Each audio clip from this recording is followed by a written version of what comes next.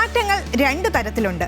ഒന്ന് നമ്മുടെ കൺമുന്നിൽ നടക്കുന്ന നമുക്ക് തിരിച്ചറിയാൻ കഴിയുന്നവ, മറ്റൊന്ന് നമ്മൾക്ക് കാലക്രമേണ അനുഭവിച്ചറിയാൻ കഴിയുന്നവ. അവ ഒറ്റയടിക്ക് നമുക്ക് ദൃശ്യമായിരിക്കണമെന്നില്ല. ഈ രണ്ട് തരം മാറ്റങ്ങളും ഒരേപോലെ ഉൾക്കൊള്ളുന്ന വികസന പ്രവർത്തനങ്ങളാണ് നമ്മുടെ ഗതാഗത മേഖലയിൽ നടക്കുന്നത്.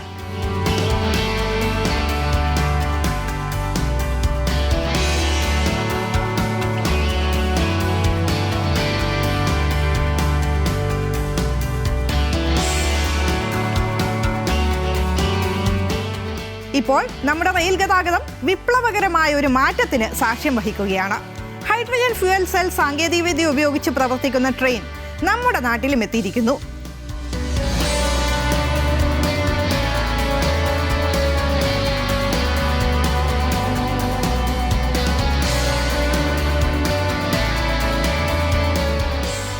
ഒട്ടേറെ പരീക്ഷണങ്ങൾ, സാധാരണയിൽ നിന്ന് വ്യത്യസ്തമായ സാങ്കേതിക വിദ്യകൾ, സാമ്പത്തിക മുതൽ മുടക്ക്, അങ്ങനെ സാധാരണയിലധികം മനുഷ്യാധ്വാനം വേണ്ടുന്ന ഹൈഡ്രജൻ ട്രെയിനുകൾ ജർമ്മനി, ജപ്പാൻ, ചൈന, US തുടങ്ങിയ രാജ്യങ്ങളിൽ മാത്രമായിരുന്നു ഇതുവരെ ഉണ്ടായിരുന്നത്. പ്രധാനമന്ത്രി നരേന്ദ്രമോദി പുതിയ ട്രെയിൻ ഫ്ലാഗ് ഓഫ് ചെയ്തതോടെ ആ എലൈറ്റ് ഗ്രൂപ്പിൽ ഇന്ത്യയും സ്ഥാനം പിടിച്ചിരിക്കുകയാണ്.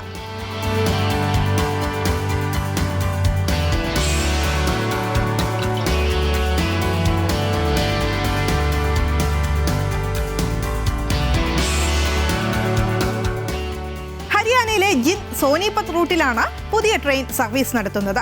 12 സ്റ്റേഷനുകൾ, 90 കിലോമീറ്റർ ദൂരം, യാത്രാസമയം 1 മണിക്കൂർ. നിലവിലെ യാത്രാസമയം പകുതിയായി കുറയുമെന്നർത്ഥം. ഒരേ സമയം ഏകദേശം 2500 യാത്രക്കാരെ വഹിക്കാൻ ശേഷിയുണ്ട് ഈ ട്രെയിനിന്. വേഗതയ്ക്കൊപ്പം ചിലവ് കുറഞ്ഞതുമായ യാത്രാ സൗകര്യമാണ് ഇവിടെ ഒരുങ്ങുന്നത്. യാത്രാ നിരക്ക് 5 രൂപ മുതൽ 25 രൂപ വരെ മാത്രം.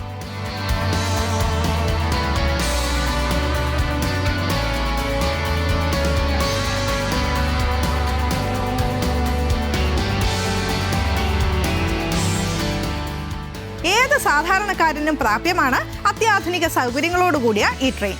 തികച്ചും ശബ്ദരഹിതമായി പ്രവർത്തിക്കുന്ന ട്രെയിൻ യാത്രക്കാർക്ക് ഏറ്റവും സുഖകരവും മികച്ചതുമായ യാത്രാനുഭവം നൽകുമെന്നാണ് പറയപ്പെടുന്നത്.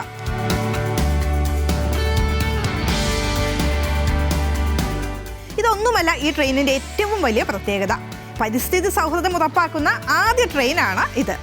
പരിസ്ഥിതി സൗഹൃദവും മലിനീകരണമുക്തവുമായ ഗതാഗതം ഉറപ്പാക്കുന്നതിനായി കേന്ദ്ര സർക്കാർ നടപ്പിലാക്കുന്ന സുപ്രധാന പദ്ധതിയാണ് ഗ്രീൻ ട്രാൻസ്പോർട്ട് മിഷൻ. അതിൻ്റെ തിലകക്കുറിയാണ് ഈ പുതിയ ട്രെയിൻ പ്രോജക്റ്റ്. ഫോസിൽ ഇന്ധനങ്ങളെ ആശ്രയിക്കുന്നത് കുറച്ച് ഹരിത ഊർജത്തിലേക്ക് ഗതാഗത മേഖലയെ മാറ്റുക എന്നതാണ് ഇതിൻ്റെ പ്രധാന ലക്ഷ്യം.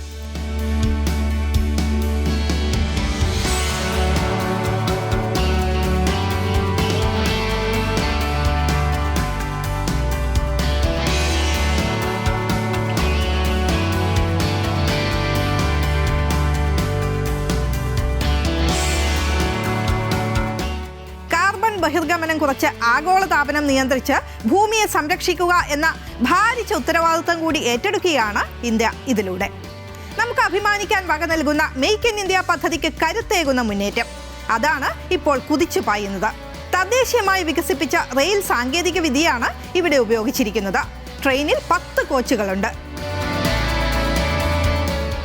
1200 കിലോവാട്ട് ശേഷിയുള്ള ഹൈഡ്രജൻ ഫ്യൂവൽ സെൽ പ്രൊപ്പൽഷൻ സംവിധാനമാണ് ട്രെയിനിൽ ഉപയോഗിച്ചിരിക്കുന്നത്.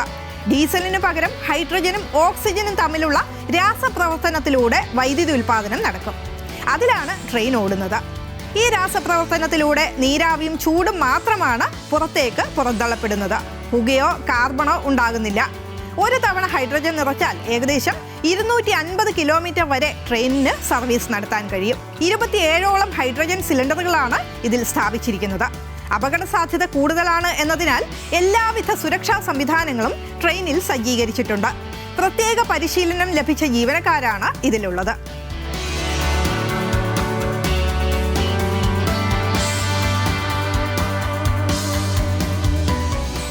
ലഖ്നൌവിലെ research, designs and standards organisation രൂപകൽപ്പന ചെയ്ത ട്രെയിൻ ചെന്നൈയിലെ ഇന്റഗ്രൽ കോച്ച് ഫാക്ടറിയിലാണ് നിർമ്മിച്ചിരിക്കുന്നത്. ഈ സർവീസ് വിജയിച്ചാൽ രാജ്യത്തെ മറ്റ് റൂട്ടുകളിലേക്കും പദ്ധതി വ്യാപിപ്പിക്കും. ഈ പദ്ധതി വ്യാപിപ്പിച്ചാൽ സാമ്പത്തികമായി അത് ഇന്ത്യൻ റെയിൽവേക്കും ഊർജ്ജ മേഖലയ്ക്കും നേട്ടമാകും. ഇന്ധന ഇറക്കുമതിക്കായി ചെലവഴിക്കുന്ന കോടിക്കണക്കിന് രൂപ ഇതിലൂടെ റെയിൽവേക്ക് ലാഭിക്കാനാകും. ഇലക്ട്രിക് ലൈനുകളും മെല്ലെ ഒഴിവാക്കാം. വൈദ്യുതീകരണ പ്രവർത്തനങ്ങൾക്കായി വർഷം തോറും ചെലവഴിക്കുന്ന കോടിക്കണക്കിന് രൂപയും മറ്റാവശ്യങ്ങൾക്കായി മാറ്റിവെക്കാനാകും.